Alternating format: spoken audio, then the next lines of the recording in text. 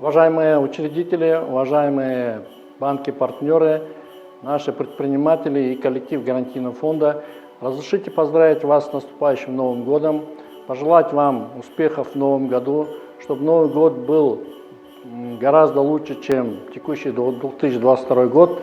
Хотелось бы отметить, что в 2022 году гарантийный фонд максимально приложил усилия для того, чтобы выполнить свои задачи по оказанию содействия и помощи малому и среднему предпринимательству. И в этой связи мы достигли достаточно неплохих показателей.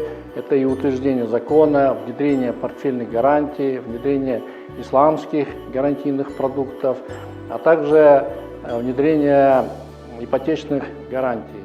Это способствовало тому, что потребители наших гарантий, такие как граждане Кыргызской республики, работающие в государственных организациях, могли получить гарантию на первичный взнос для получения ипотечных кредитов.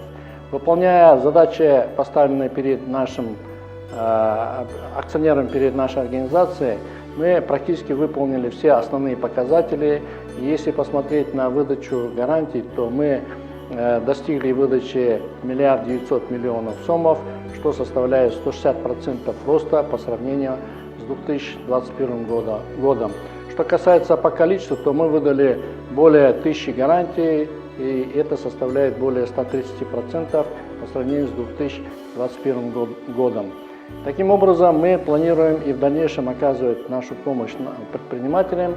И в новом году мы планируем также уже развивать новые продукты, как помощь предпринимателям, которые занимаются экспортом, внедрение зеленой экономики, а также продолжение новых направлений, которые очень сильно будут помогать нашим предпринимателям.